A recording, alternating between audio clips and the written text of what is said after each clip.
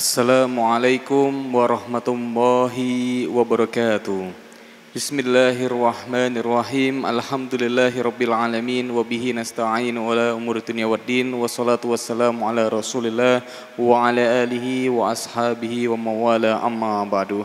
Hadratal muhtaram, para alim, para ulama, para sepuh, sepuh, beliau yang kami hormati Profesor Dr. Kiai Haji Tholhatul Khair MA, yang kami hormati seluruh jamaah salat maghrib di ruang salat utama Masjid Agung Jawa Tengah, yang kami banggakan para santri Ma'had Tahfidzul Quran MAJT Basnas Jawa Tengah, serta kaum muslim pendengar setia Radio Dakwah Islam, Radio Gaul, dan para pemirsa MAJT TV dan TVku dimanapun Anda berada.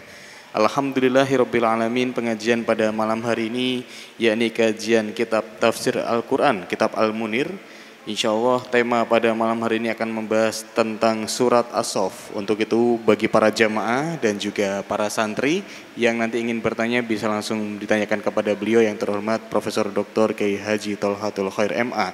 Dan bagi para pendengar setia Radio Dakwah Islam dan juga para pemirsa dimanapun berada, bisa bertanya melalui WhatsApp-nya Radio Dais di 082133670000. Baik, untuk itu kita buka pengajian pada malam hari ini dengan bacaan umil kitab Li Ridhoillah wali syafaati Rasulillah ala hadiniya Al-Fatihah. A'udzubillahi minasyaitonir rajim. Bismillahirrahmanirrahim. Alhamdulillahirabbil alamin arrahmanirrahim. Iyyaka na'budu wa iyyaka nasta'in. Shiratal ladzina an'amta 'alaihim. Baik, langsung saja kita simak bersama pengajian pada malam hari ini, yakni ngaji tafsir Al-Quran Kitab Al-Munir bersama yang terhormat Profesor Dr. Kiai Haji Tholhatul Khair MA. Kepada beliau waktu dan tempat disilahkan. Assalamualaikum warahmatullahi wabarakatuh. Liridallah wa li syafaati Rasulillah wa niyatil qabul wa husuli tamami kulli sul wa ma'mul wa sulah sya'nil zahiran wa batinan wal istijabati du'aina wa liqadai hajatina wa li niyatil qabul wa ala ma nawabi salafun as-salihun wa li kulli niyatin salihah bihaqqi wa sirri wa nuril Fatihah.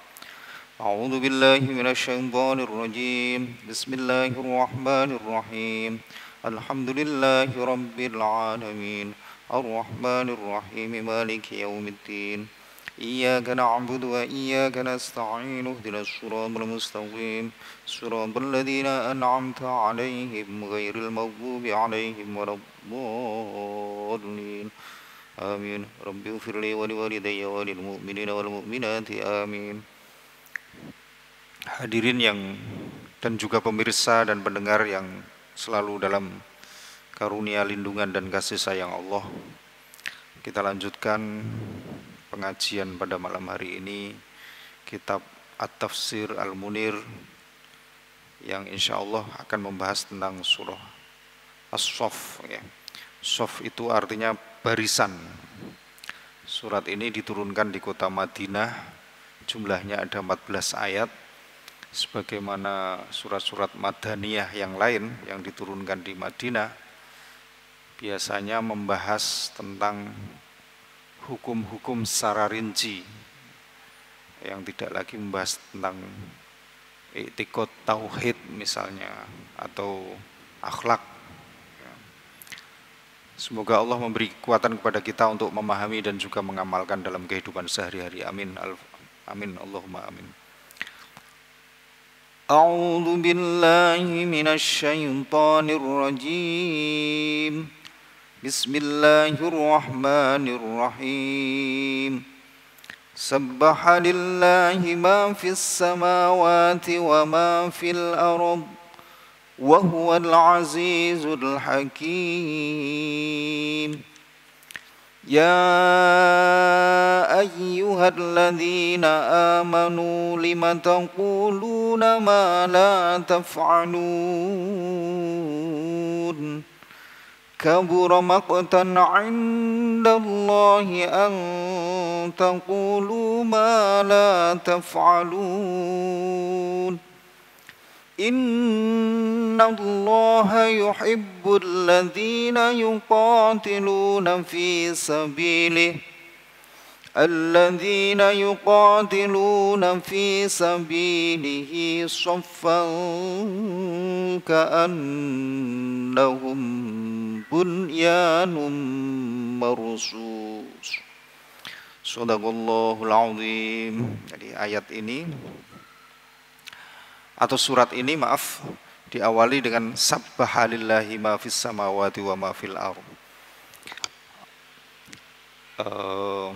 Di antara sebagian surah-surah di dalam Al-Qur'an itu ada yang diawali dengan mensucikan Allah. Ada di misalnya surah yang lain ya,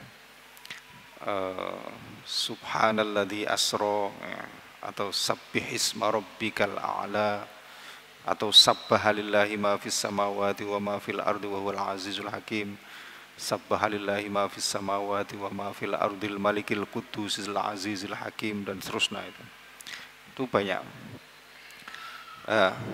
Surah ini di dalam keterangan di kitab At-Tafsir Al-Munir biasanya diawali dengan apa hubungan atau kesesuaian atau relevansi antara surat sebelumnya. Diketahui bahwa surat sebelumnya itu namanya surah Mumtahanah atau Al-Mumtahanah. Di dalam surah Al-Mumtahanah itu ada norma-norma yang harus dipatuhi dalam hal pergaulan kita sebagai umat Islam dengan orang lain, terutama orang yang tidak beragama Islam.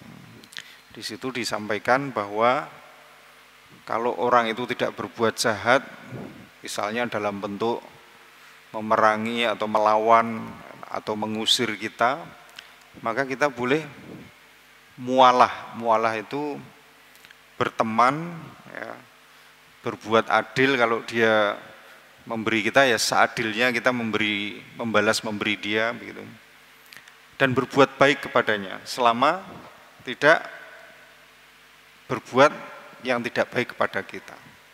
Nah, di dalam surah ini kita diteruskan yang lebih detail lagi. Maka apa hubungannya? Di dalam surah ini disebutkan tadharu munasabatu hadhihi surah lima qablaha min wajhain.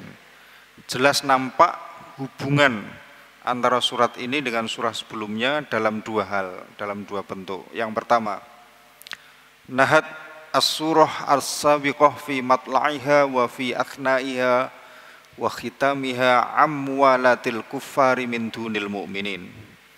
Jadi surah yang sebelumnya itu ada ketentuan kita dilarang dilarang untuk misalnya menjadikan dia pemimpin, kemudian dilarang untuk membela mereka di dalam surah Al-Mumtahanah. Wa amarat hadhihi surah biwahdatil ummah. Adapun surah ini memerintahkan kepada kita untuk kesatuan ummah, wa wuqufiha, dan mendirikan ummah itu soffan wahidan tujahal a'da, menjadikannya kita sebagai satu barisan yang solid begitu untuk menghadapi musuh-musuh itu. Itu yang pertama. Jadi di sana dijelaskan larangan, di sini juga secara teknis kita ini harus bersatu menghadapi, melawan potensi musuh itu. Kemudian itu yang pertama. Kemudian yang kedua, dzakaratis surah al-mutaqaddimah ahkamal alaqat ad-dualiyah bainal muslimina wa ghairihim dakhilat dual al-islamiyah wa kharijaha waqtas salam. Jadi di surah yang sebelumnya diatur pula hubungan antara negara-negara, ya daulah, ya, antara negara-negara, baik negara Islam dan negara Islam yang lain, atau negara mayoritas Muslim dengan negara mayoritas yang lain, ataupun negara mayoritas Muslim dengan negara mayoritas non-Muslim, dalam keadaan damai. Waqtas silmi, dalam keadaan damai. Itu surah kemarin. Surah ini wa haradat hadhihi surah 'alal jihadi wa raghabat fihi bisababil udwan. Surat ini secara jelas mengajak kepada kita untuk siap-siap melawan ya, kalau waktu-waktu ada perlawanan, ada permusuhan. Wa anabat at-tarikina lil qitali wa syubhatahum bi bani Israil alladzina asaw Musa alaihi salam hina nattabahum lil qital. Kemudian surah ini juga mencela orang-orang yang tidak mau berdiri dalam satu shaf, satu barisan yang solid, bersiap-siap untuk sewaktu-waktu jika ada musuh melawan. Dan menyerupakan orang yang tidak mau itu, yang tidak mau diajak bersiap-siap diri, itu diserupakan dengan Bani Israel, di mana Bani Israel waktu itu melawan perintah Nabi Musa alaihissalam. Tsumma asau Isa alaihi wassalam, kemudian juga Bani Israel yang melawan Nabi Isa, hina amarahum bi'itsba'ihi, ketika Nabi Isa memerintahkan kepada mereka ba'da ityanihi bil bayyinat wal mu'jizat, setelah Nabi Isa mendatangkan kepada mereka bukti-bukti dan juga mukjizat-mukjizat. Wa itba'in nabi Muhammadin sallallahu alaihi wasallam alladzi basyara bihi, alladzi busyira bihi, boleh. Juga perintah Nabi Isa kepada Bani Israel untuk mengikuti Nabi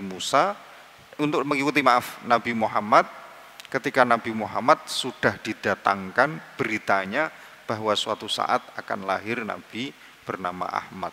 Jadi pernah Nabi Isa itu menurut dalam surah ini pernah meminta atau menyuruh umatnya, yaitu Bani Israel, untuk mengikuti besok kelak kalau ada seorang Nabi lahir namanya Ahmad, yaitu Nabi kita Muhammad Shallallahu Alaihi Wasallam. Itu perintahnya Nabi Isa kepada umatnya waktu itu Nabi Israel. Jadi itulah kira-kira. Semoga kita yang kemudian lahir setelah diutusnya Nabiullah Muhammad benar-benar berkenan untuk mengikuti ya, diakui oleh Nabi sebagai umatnya dan mendapatkan syafaat kelak di yaumil qiyamah, atau setidaknya ya bagaimana caranya berusaha itu. Misalnya dengan cara bersolawat terus menerus, dengan cara berziarah ke makamnya, dengan cara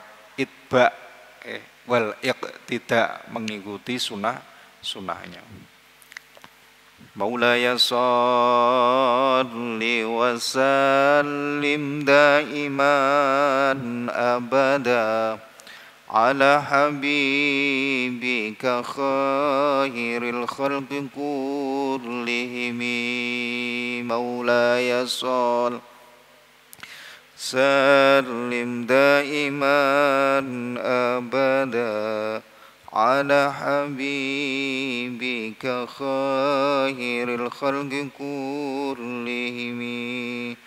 Muhammadun asyraful a'rabi wal ajami, Muhammadun khairu man yamshi ala qadami. Maulaya salli wa sallim daiman abada ala habibika khairil khalqi kullihim.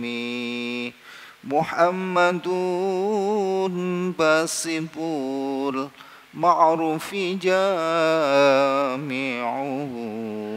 Muhammadun sahibul ihsani wal karami. Maulaya lim daiman abada ala habibika khairil khalqi kullihim. Allahumma sholli ala sayyidina Muhammad. Yang tadi baru kita baca 4 ayat, tetapi ini ada pengantar abstrak kira-kira dalam bahasanya sekarang ya. Mastamalat alaihi surah, apa saja yang dibahas dalam surah ini. Inna mihwaras surati wa mawdu'aha huwal qital wa jihadul a'da. Sesungguhnya apa yang menjadi diskusi dalam surah ini tidak lain adalah melawan jihad, melawan musuh.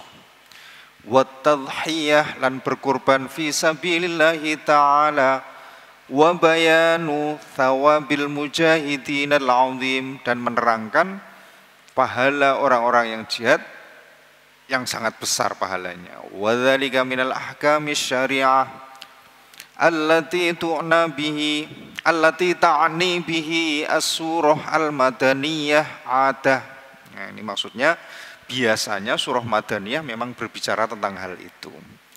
Waqad bada'atis surah atau waqad budi'atis suratu bitasbihillahi subhanahu wa tanzihihi wa tamjidi tamhidan li'izmati munziliha. Ini surah diawali dengan tasbih kepada Allah, mensucikan, membersihkan dengan sebersih-bersihnya. Ini sebagai pengingat bahwa zat yang menurunkan surat ini sesungguhnya sangat agung dan sangat mulia. Wa bayani khuturati ma turshidu ilaihi min wujubil hifadhi ala wahdatil ummatil islamiyah. Surah ini juga menerangkan keseriusan apa yang akan dikatakan oleh surat ini. Apa yang dikatakan itu berupa kewajiban menjaga persatuan umat, persatuan Islam. Wa wufuqiha saffan wahidan fi qitalil a'da, dan membariskannya dengan barisan satu yang solid dalam melawan musuh. Li raf'i manaril haqqi, untuk mengangkat mercusuar kebaikan, kebenaran. Wa ila'i kalimatillah, dan mengangkat kebenaran kalimat Allah. Thumma laumil ladzina yukhalifuna bi'amalihim aqwalahum, kemudian mencela orang-orang yang antara perkataan dan perbuatannya tidak sama. Jadi ceritanya ini, ayat-ayat ini di dalam surah As-Saff ini, orang-orang itu merindukan sesuatu yang sangat afdol. Apa sih? Ya Rasul, tunjukkan kepada kami sebuah perbuatan yang paling mulia. Wah, tidak begitu lama turun ayat ini yang mengatakan bahwa nanti di akhir surah As-Saff, bahwa perbuatan yang mulia itu seperti perdagangan. Perdagangan itu tidak mengenal rugi, tetapi justru untung terus. Untungnya adalah Anda dientaskan atau dijaga dari api neraka, kemudian dimasukkan ke neraka, dimasukkan ke surga dan tempat-tempat yang indah di dalamnya. Lah itu berupa apa? Berupa melawan musuh dengan cara mengorbankan bahkan jiwa dan raga. Nah, dijawab oleh itu ayat ini, oleh ayat-ayat ini di dalam surah As-Saff ini. Orang-orang yang bertanya kepada Rasulullah, kemudian responnya tidak baik, responnya negatif. Tadi katanya nanya perbuatan apa yang paling baik, tapi begitu disampaikan bahwa ada perbuatan yang paling baik, yaitu berupa melawan musuh dan berkorban dengan penuh jiwa dan raga, tapi malah tidak mau. Maka ayat ini kemudian orang Jawa bilang melehke. Melehke itu apa Ustaz? Melehke itu apa? Komplain. Komplain. Katanya tadi nanya, begitu dikasih tahu kok malah ndak mau. Ndak mau.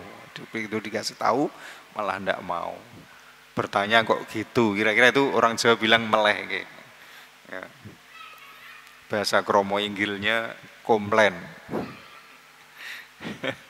Komplain. Maka di dalam surah ini disebutkan Ya ayyuhalladzina amanu lima taquluna ma la taf'alun. Wahai orang-orang yang beriman, napa kok sampean padha kandha maing barang la taf'aluna kang ora gelem padha nglakoni.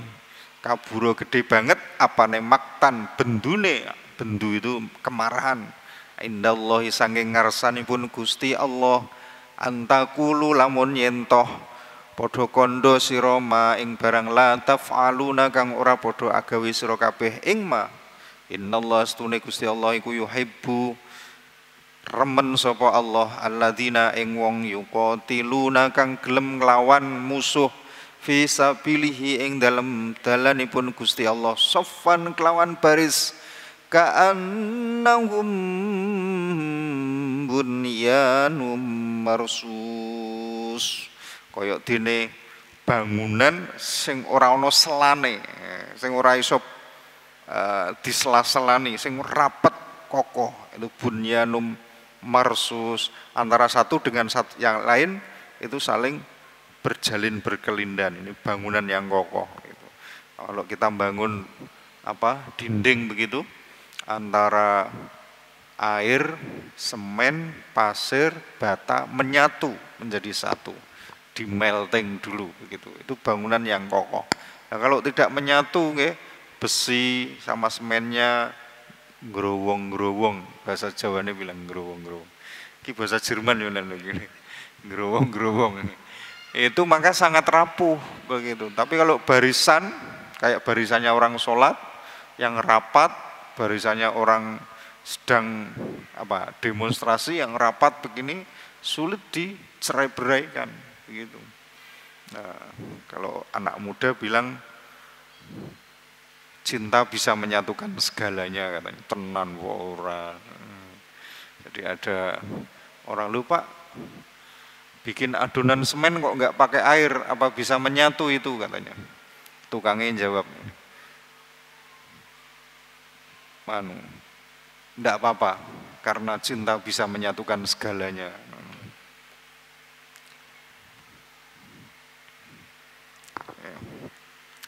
Bismillahirrahmanirrahim. Maka itu dikomplain, lu kamu kok katanya nanya, begitu ditanya, begitu dijawab malah enggak mau. Nah, itu adalah sudah nampak di dalam awal-awal surah ini. Tsumma hadarat minal firqah wal isyan wal mukhalafah. Nanti di ayat belakang itu surah ini juga berbicara tentang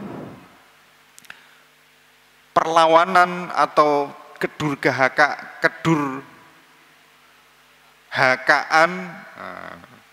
dan tidak mau melaksanakan perintah sebagaimana dilakukan, tidak patuh sebagaimana dilakukan oleh Bani Israel alladzina asau amra Musa wa Isa alaihimassalam, yang tidak mau patuh pada perintah Nabi Isa dan Musa. Hina amarahum Musa biqitalil jabbarin. Jadi dulu Nabi Musa pernah memerintahkan kepada kaumnya untuk berperang melawan musuh-musuh penguasa yang otoriter. Jabbarin itu adalah penguasa yang otoriter. Wa amarhum Isa bi'itbahi wa itba'ir rasuli Ahmad. Dulu Bani Israel itu nabinya kata nabinya banyak, Mas, ya. Umat paling banyak nabinya itu Bani Israel. Ya. Maka di sini ceritakan Nabi Musa memerintahkan kepada Bani Israel. Nabi Isa juga memerintahkan pada Nabi Israel, tapi kurun zamannya berbeda-beda. Nabi Isa pernah memerintahkan kepada mereka untuk mengikuti Nabiullah Muhammad SAW, di mana di situ dikatakan di ayat berapa? Di ayat 5, A'udzubillahi minasyaitonirrajim. Wa idh qala Musa liqaumihi di ayat 6, wa idh qala Isa ibn Maryam ya bani Israila inni rasulullahi ilaikum musaddiqan lima baina yadayya minat tawrah ومبشرا برسوله يأتي من بعد اسمه أحمد فلما جاءهم بالبينات قالوا هذا سحر مبين. Ya, ini nanti di ayat 6 itu kira-kira ada informasi seperti itu, bahwa Nabi Isa pernah memerintahkan kepada Bani Israel untuk mengikuti Nabi yang akan datang kelak, ya, tetapi begitu disampaikan mereka tidak mau, bahkan membalasnya dengan perkataan, oh itu adalah sihir yang jelas begitu. Nah, ini di akhir-akhir surah ini nanti akan menjanjikan, jadi melawan musuh itu bukan tanpa alasan, ya. Selain ini adalah sesuatu yang paling afdol, Allah menjanjikan kepada kita berupa kemenangan. Orang kalau tidak mau berusaha untuk melawan musuh, ya kita tidak akan menang begitu. Tapi kalau kita berusaha, Allah menjanjikan. Janji di sana ada, janji di sini ada. Nah, yang janji di sana nanti di ayat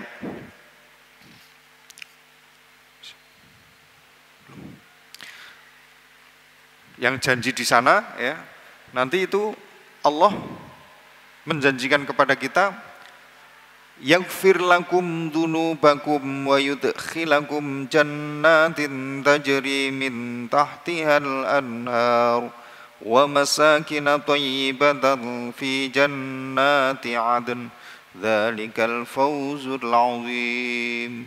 Di ayat 12 maaf, Allah menjanjikan kepada kita bahwa kelak dosa kita akan diampuni, dimasukkan ke surga dan tempat-tempat yang indah di dalamnya. Itu merupakan kemenangan yang besar, janji di sana. Janji di sini, wa ukhra tuhibbunaha, Allah juga menjanjikan yang lain yang kalian juga suka. Berupa apa? Nasrum minallahi wa fathun qarib wa basyiril mu'minin, yaitu pertolongan dan kemenangan yang dekat.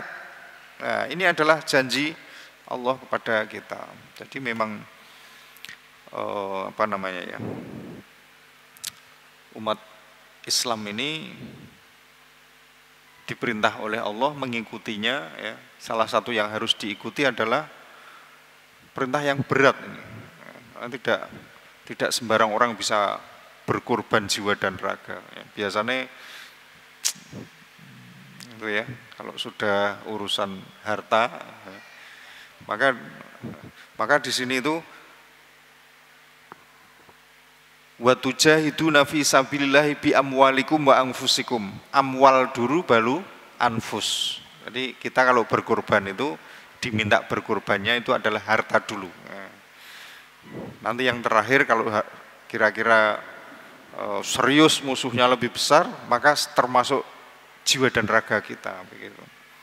Nah, kalau kita berkorban harta saja kok rasanya berat, kayaknya janji Allah yang tadi dan juga janji Allah yang dekat berupa pertolongan dan kemenangan jauh, ya, tidak bisa kita gapai. Kita tidak usah berpikir yang sulit-sulit, asal kita berupaya, asal kita mengikuti perintah Allah, insya Allah Allah itu tidak akan menyalahi janjinya sendiri. Allah kan maha benar firman-Nya, maha menepati janji, maha menolong hambanya, maha mengampuni, maha membelas kasih kita, kira-kira begitu. Karena itu hidup ini sebenarnya kalau umat Islam memandangnya sebagai bagian dari sesuatu yang besar. Hidup ini bukan satu-satunya. Tuhannya bukan uang. Bahwa kehidupan dunia ini bukan kehidupan satu-satunya yang abadi. Tapi kehidupan itu panjang. Bahwa tujuan hidup kita itu adalah ridho Allah Subhanahu wa taala. Kalau kita hanya punya pandangan hidup yang mengatakan bahwa hidup itu hanya sebentar, ya, yang di sini, besok di sana kita tidak hidup lagi. Karena itu kita harus mencari uang sebanyak-banyaknya di sini, bahkan dengan segala cara, dengan mempermainkan hukum, ya, menindas sesama, begitu kira-kira, berbuat tidak adil, mengeksploitasi, mengambil hak orang lain. Nah, itu filosofinya tidak sama, pasti berbeda dengan umat Islam. Umat Islam itu memandang filosofi hidup bahwa hidup itu rangkaian yang sangat panjang. Satu. Yang kedua, apa yang diberikan, apa yang kita punya itu sesungguhnya hanyalah titipan dari Allah Subhanahu wa taala. Kita ini hamba yang kerdil, yang harus patuh pada Tuhan yang Maha Besar, yang harus bersujud pada jalaliyah Allah, yang harus memandang Allah dengan segala jamaliyahnya, keindahannya, kecantikannya, kegantengannya, kira-kira begitu. Maka apapun yang diperintahkan oleh Allah harus kita lakukan. Pak, kalau nggak kuat melakukan bagaimana? Jangan sampai kita bilang ini tidak harus kita lakukan, jangan. Ya. Tetap kita beryakinan bahwa perintah Allah itu harus dilakukan meskipun kita belum kuat untuk melaksanakan. Itu garis maksimal. Jangan melewati bahwa perintah Allah itu tidak harus kita laksanakan. Misalnya, jangan melewati batas bahwa apa sih gunanya perintah-perintah Allah. Oh, kalau ini sudah berat ini, ya. Ya, sudah berat. Maksimal kita hanya boleh, ya Allah, saya belum sanggup melaksanakan perintahmu yang berat itu.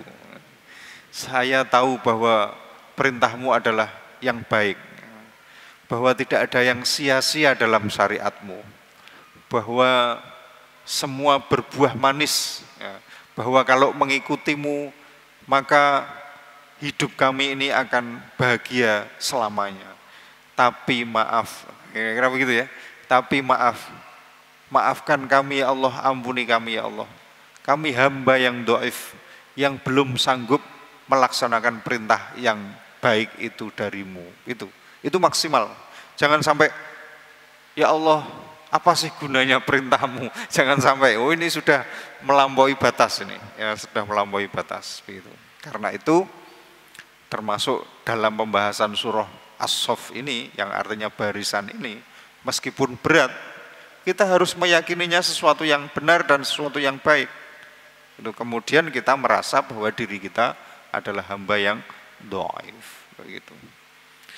Maka di akhir surah ini Allah menegaskan lagi bahwa orang-orang yang beriman itu harus selalu menjadi penolong Allah. Penolong Allah itu bagaimana ya?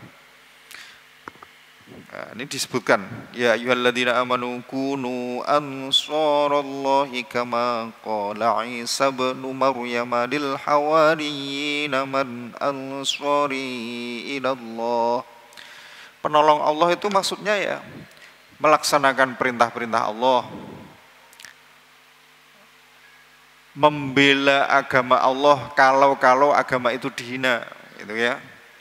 Kemudian bersedia untuk dalam barisannya, itu namanya menolong Allah. Lupa Allah apa perlu ditolong? Mesti ada orang yang nanya begitu. Ya sebenarnya enggak, kita ini apa kekuatan kita menolong Allah? Ini tapi maksudnya adalah begitu kira-kira ya. Kalau kita sedang dihina ya enggak apa-apa. Tapi kalau Allah dihina, oh ini urusannya berat, kira-kira begitu. Kalau kita dihina apa di macam-macam enggak apa-apa. Tapi kalau sudah agama Allah kok dihinakan, kira-kira kita harus bersiap-siap, harus ini ada potensi yang kira-kira mengganggu ketentraman, kedamaian antar umat beragama, saling menghormati, begitu harusnya. Karena itu di sini kemudian Allah menegaskan lagi, dan ada dulu ketika Nabi Isa memerintahkan kepada umatnya, itu responnya ada dua, respon positif dan respon negatif. Yang respon positif kemudian Allah bantu, ya, Allah kuatkan dengan pertolongan dan kemenangan. Ini dulu pernah terjadi pada waktu Nabi Isa. Ini sebagai pelajaran kepada kita sebagai umat yang paling akhir, umatnya Nabiullah Muhammad, jangan sampai ya, seperti umat-umat yang terdahulu yang tidak mau patuh dengan perintah para nabinya, sebaliknya harus, karena sebagian mereka juga ada yang patuh kepada perintah nabinya ya. Sebaliknya kita harus mengikuti, mencontoh umat-umat terdahulu dalam hal, karena ada yang sebagian mereka yang patuh kepada nabinya dan kemudian ditolong oleh Allah Subhanahu wa taala, dikuatkan, kemudian mereka dimenangkan. Itulah kira-kira kandungan surah As-Saff. Semoga yang singkat ini bermanfaat untuk kita semua, meskipun dalam keadaan dhaif, kita tetap berusaha untuk sekuat tenaga melaksanakan perintah itu. Semoga bermanfaat. Ada yang salah, kami mohon maaf. Terima kasih. Assalamualaikum warahmatullahi wabarakatuh. Baik, alhamdulillahirabbil alamin, pengajian pada malam hari ini telah selesai. Untuk itu marilah kita tutup dengan bacaan hamdalah bersama-sama. Alhamdulillahirabbil alamin wa doa kafaratul majlis. Subhanakallahumma wa bihamdika nasyhadu alla ilaha illa anta nastaghfiruka wa natubu ilaik. Apabila umat muslim memiliki pandangan kehidupan sangatlah panjang, maka santri MAJT Basnas memaknai hidup sekali, hiduplah yang berarti. Akhirul kalam wa muwafiq ila aqwamit thoriq. Wassalamualaikum warahmatullahi wabarakatuh.